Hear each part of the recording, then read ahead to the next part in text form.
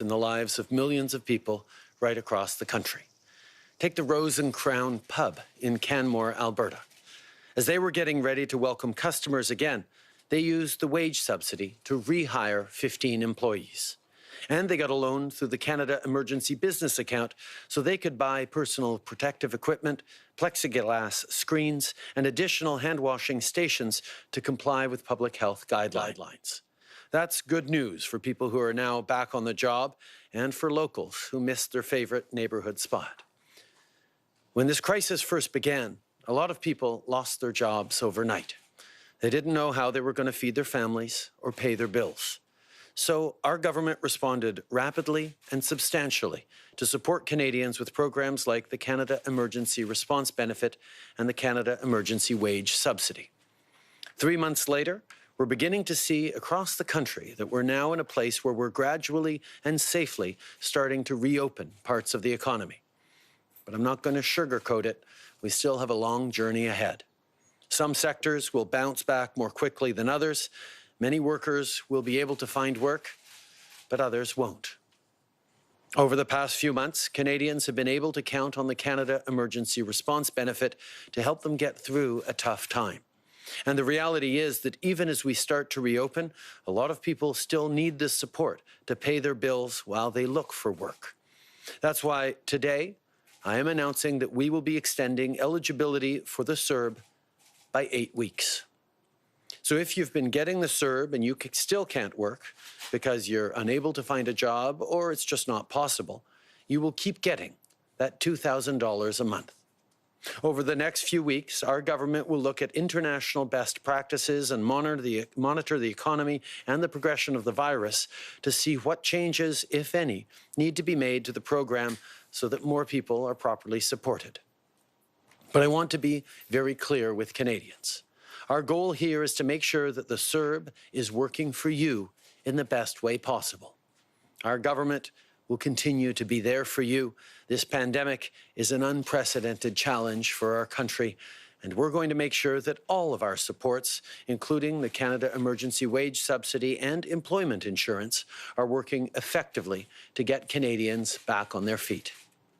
That's also a big part of the reason why I proposed to give the provinces and territories $14 billion to make sure that you have childcare, that there's testing and tracing, and that your workplace is safe. As the situation evolves, so too must our response evolve with it. And that's what we're going to keep doing.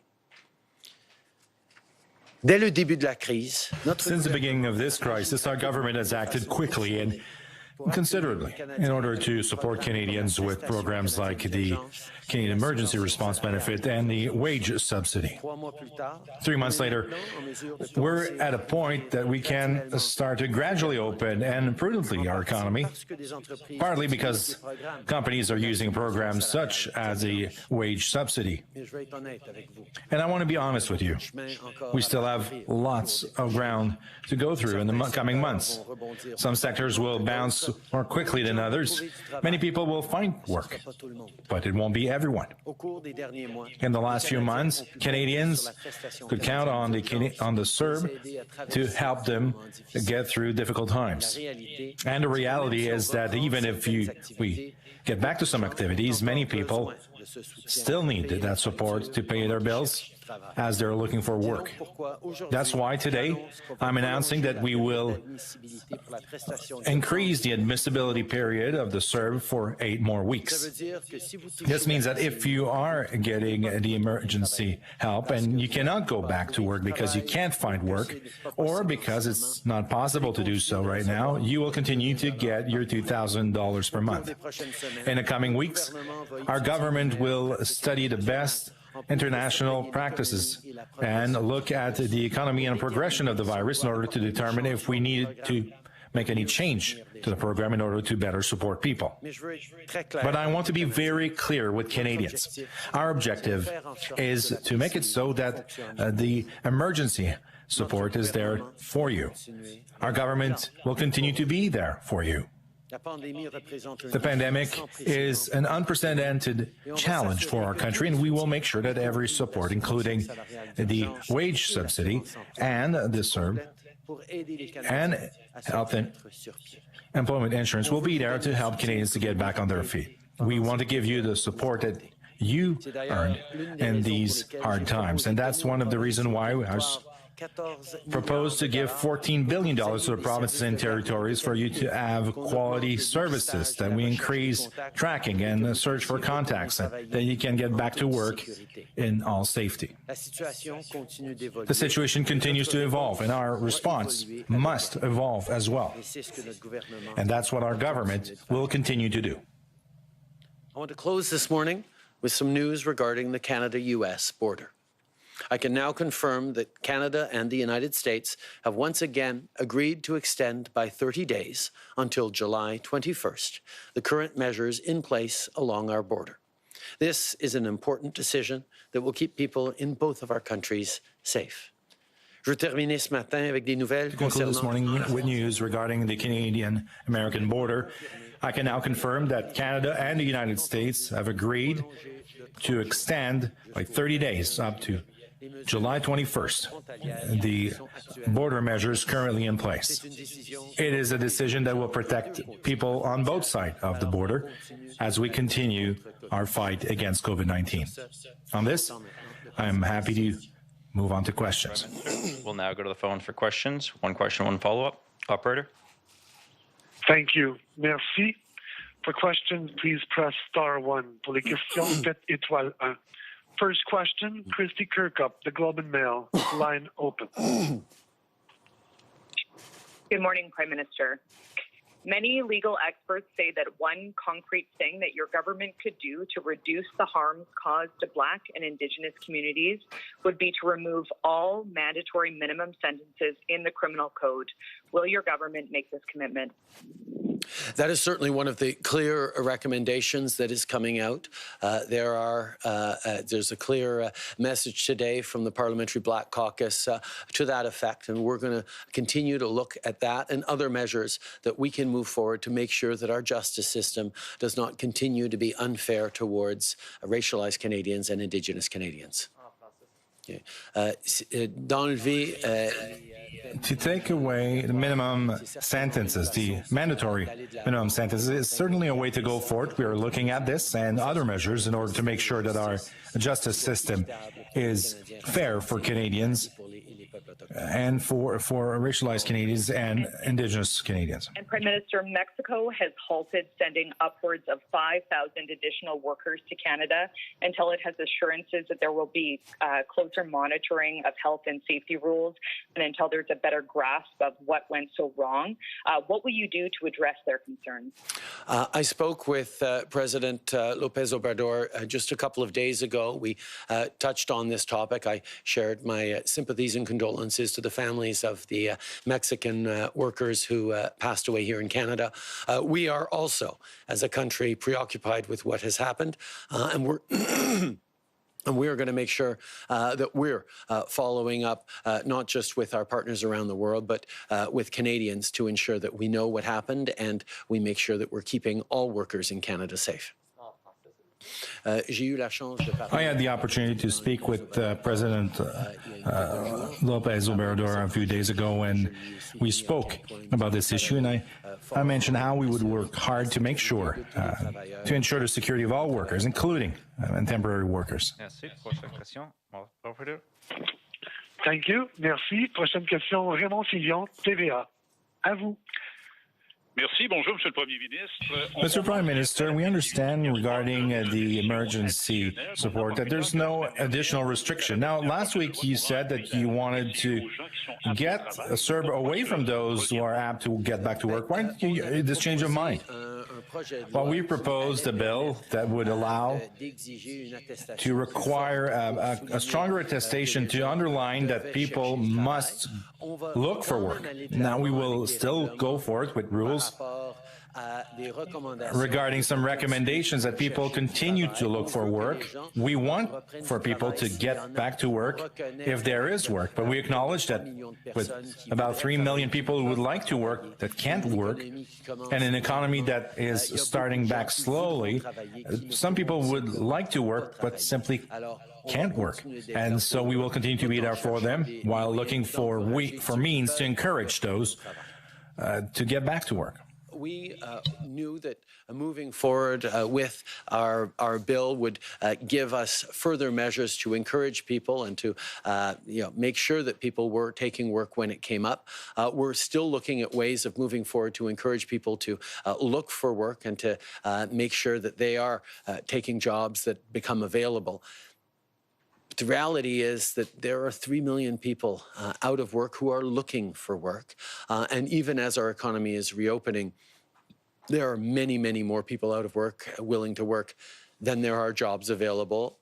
And that'll be the story for the coming weeks as well. So we're going to keep encouraging people to take jobs when they do. And we've seen just with the job numbers that many, many people have been returning to work from all income ranges. But we know there's more to do, and we will keep working on it.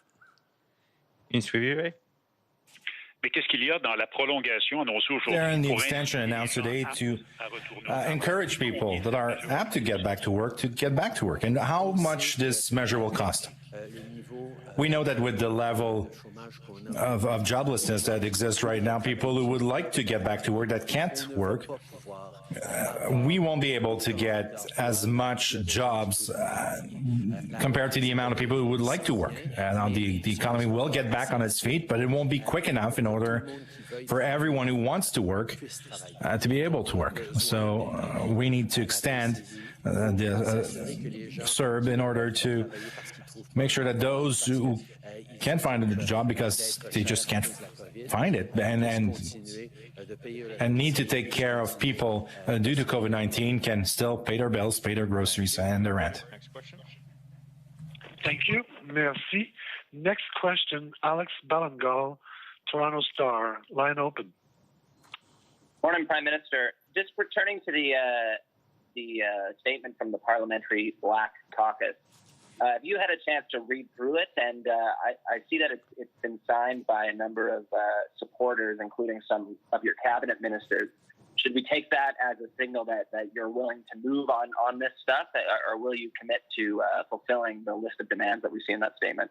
I've said many times we are committed to moving forward on a huge range of measures. We're working with communities. We're working with leaders like members of the Parliamentary Black Caucus to identify what exactly we need to move forward first in priority on. But I think it's really important that we all come forward and look at bold ideas that we can take on very soon to fix the systemic discrimination that continues to exist in our country.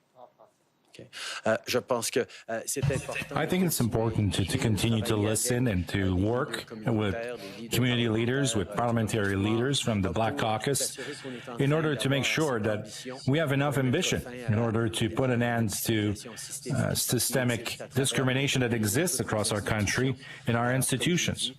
As I said, we will go forth with concrete measures, and we're working with all our friends and allies and partners in order to determine in which order and which measures will be the first to apply.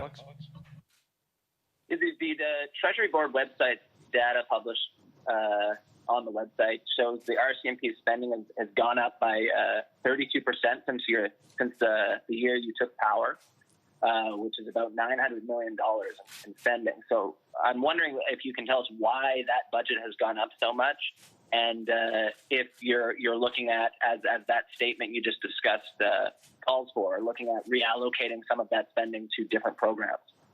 We are always going to make sure that money invested in keeping Canadians safe is spent exactly the right way.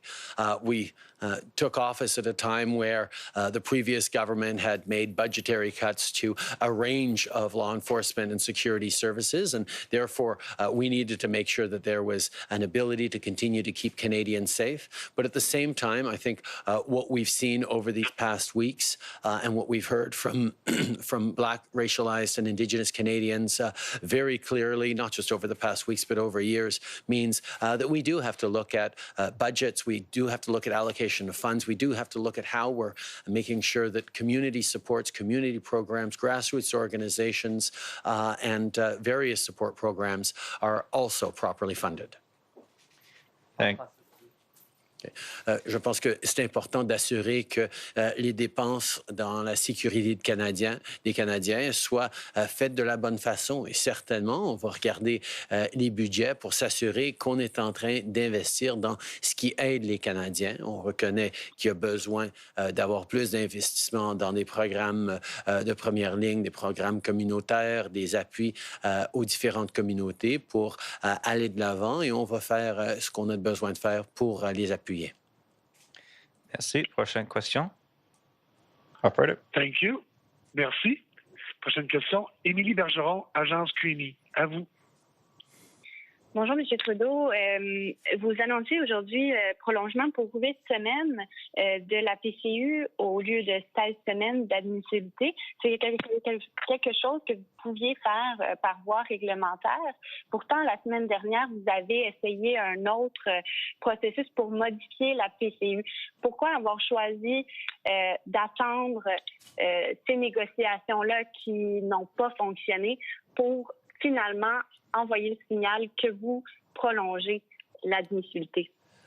À l'intérieur du projet de loi, il y avait un renforcement de l'attestation qui obligeait les gens de vraiment chercher du travail. C'était quelque chose qu'on avait besoin de faire par le projet de loi. Mais malheureusement, puisque ça n'a pas passé, il a fallu qu'on choisisse d'autres façons pour encourager les gens de chercher du travail. Mais souvenons-nous de la situation dans laquelle on se trouve, là.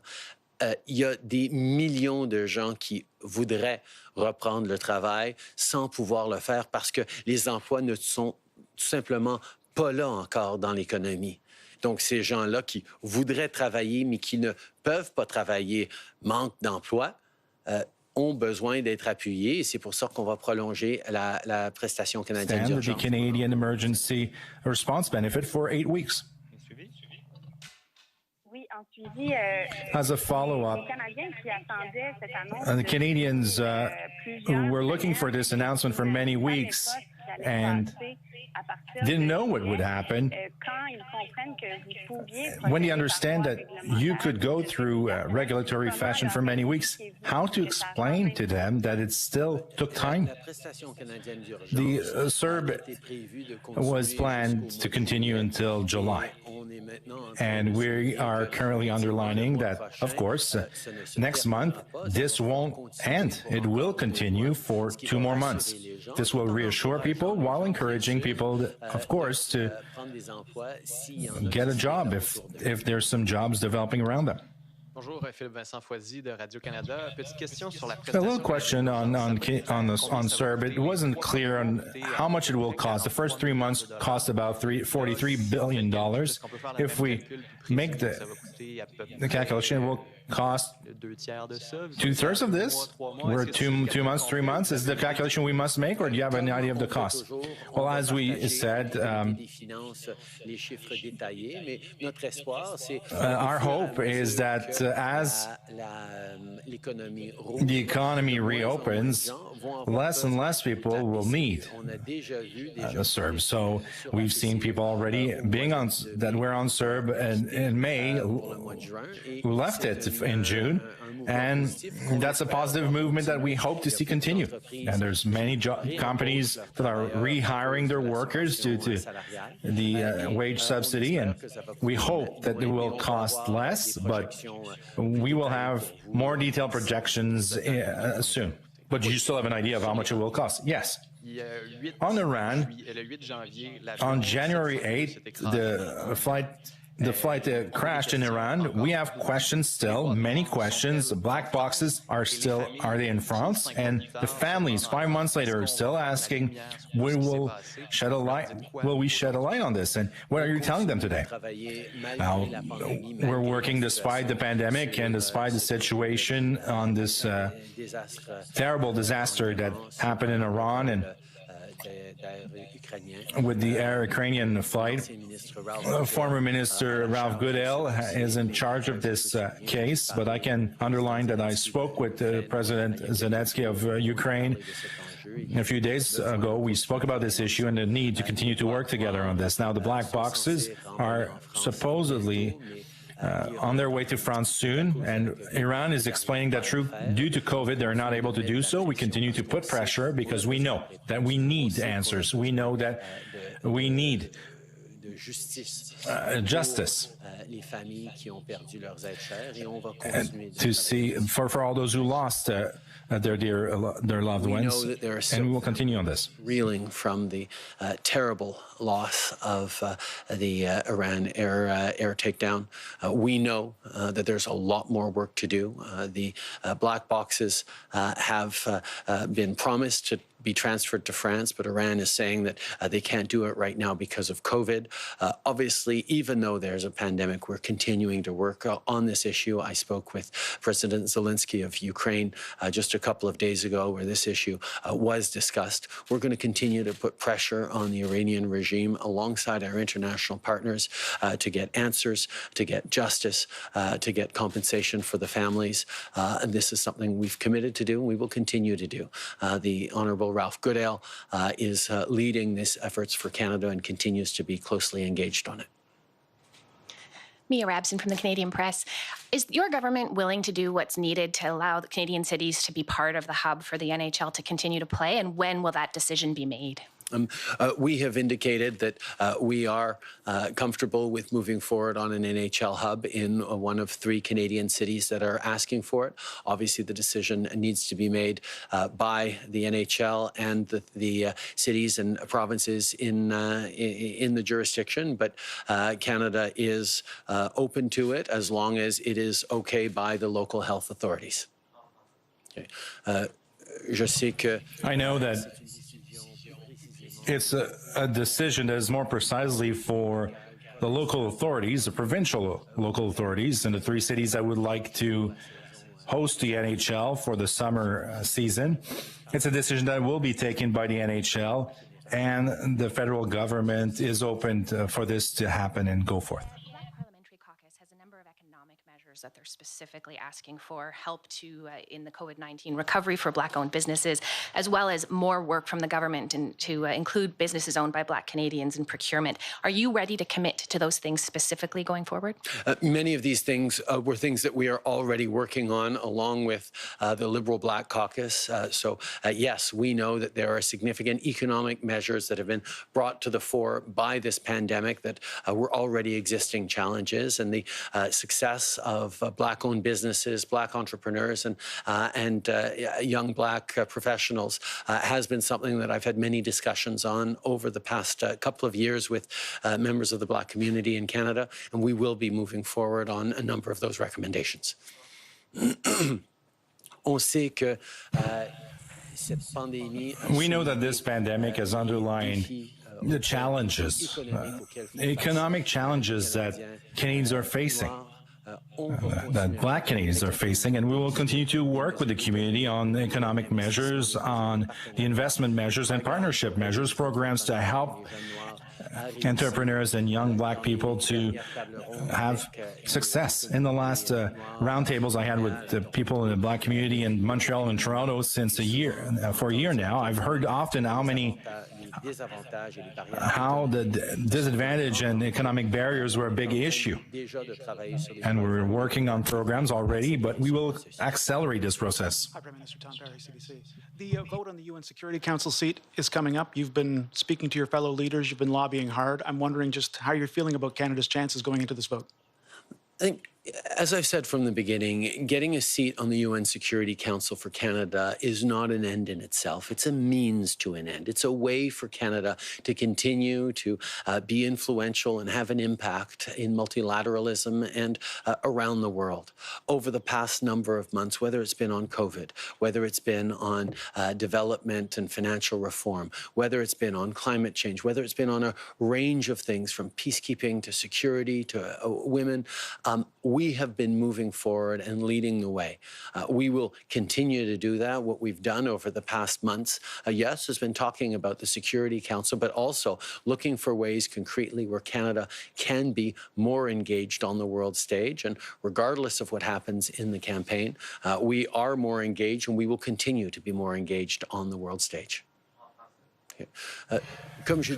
As I said since the beginning, a seat at the Security Council of the United Nations is not a goal in itself for Canada. It is a mean to continue to have a positive impact in the world, to project our values, to support multilateralism at a time when help and coordination between the different countries across the world is even more important than ever. And it's been months now that Canada is leading, whether it's on COVID-19 or international funding of developing countries and countries like the small insular states, whether it's concerning our oceans or climatic changes or women and peace and security and operation and security operations across the world. Canada is really involved across the world, and this will continue. We hope to be to win that seat in the elections in the days coming, but whatever the results, Canada will continue to use all its means to be involved and have an impact, a positive impact in the world. Minister Janet Silver, Global News. The pitch that, and just to follow up on the our pitch for a seat at the United Nations Security Council, the pitch from a year ago seems to be somewhat different than we're making now. And I'm wondering if you can talk to us about how the pandemic has influenced and has changed what you're saying to members of the United Nations Security Council who can vote. I think one of the things that we've seen through this pandemic is just how interconnected and interdependent the world is. You can take it in the positive and the negative. Obviously, the interconnections have left us more vulnerable to economic shocks and more vulnerable to spreads of virus. But at the same time, that resilience that we're able to do by leaning on each other, the multiple supply chains that we can create, the establishment of common rules and approaches around things like trade, around things like health approaches, around coordinating international travel is more important than ever. Now is a time for us to reflect on our multilateral institutions and how they can be improved given this crisis in the 21st century. Many of our multilateral institutions were created 70, 75 years ago following the tremendous shock and upheaval of World War II. And those institutions have served us well as a world over the past many decades. But this crisis is an opportunity for us to rethink them and to think about what is truly needed to make sure that we have a fairer, more just world, to make sure that the most vulnerable within our countries and around the world are better supported, better protected, and given better opportunities.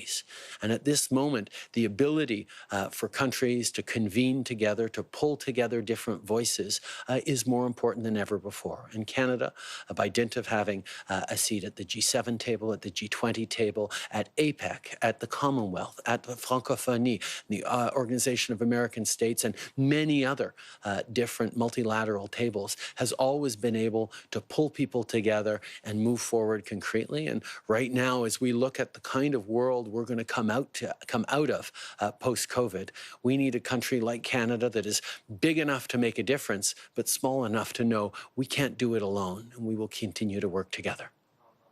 Okay. I believe that through the years, Canada has demonstrated up to what point we understand that we must work in a coordinated fashion across the world. And this crisis is underlining up to what point this help, this collaboration is more important than ever. We're more interconnected, so we need to show resilience and creativity in the way we work together in order to redefine our international relationships and our multilateralism. Canada has demonstrated a capacity to carry the voice of many organizations and countries across the world due to our presence in the G7 and the G20, and within the Commonwealth and the Francophonie and the Asia Pacific and another organization, to gather voices and look with optimism and creativity what type of world we should build in the years coming. How Canada is big enough to make a difference, but small enough that we cannot do everything on our own. So it's a moment where the leadership of a country like Canada will be extremely important in the world scene.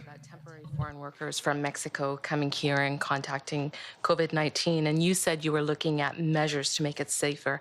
I'm wondering, what specifically are you going to do to make sure it is safer for temporary foreign workers to come here to Canada? I think we know that there are many issues, from living conditions to the fact that they're tied individually to particular companies or employers, to various challenges around labor standards that require looking at. We can even look at things like pathways towards citizenship that could give people more rights. We rely on temporary foreign workers for a large part of our agricultural production in this country, but we should always take advantage of moments of crisis to reflect on, can we change the system to do better for Canadians, but also better by the people who come here, and make sure we stay fed. Okay. Je pense que nous avons besoin. I believe that we need to think about how we can better protect temporary workers, whether it's their working conditions or the condition of their work permit. At the same time, we know that in a crisis, it's an opportunity to think about how we can reimagine a system where we are depending on temporary foreign workers in order to assure the good functioning of our agricultural system across the country, and if there's some improvement we need to make. And we're looking at all of this right now. Oliver with CTV National News. For 16 months, Canadian Yasser Albaz has been arbitrarily detained in a crowded Egyptian prison, and recently he has developed severe COVID-like symptoms. Will you make a personal appeal to President Sisi to release him, and what challenges does your government face bringing somebody home who may have COVID? First of all, we have continued to get consular support and access. It is something that this government takes very seriously, the health and safety of Canadians detained abroad. And we will continue to do everything we can to ensure that they are properly treated and eventually, if possible, brought home. At the same time, the question of ensuring a safe return because of COVID is always an issue, but we have measures around quarantine, measures around safety protocols in place that means that wouldn't be a barrier if this individual were to be able to return home. Merci beaucoup tout le monde.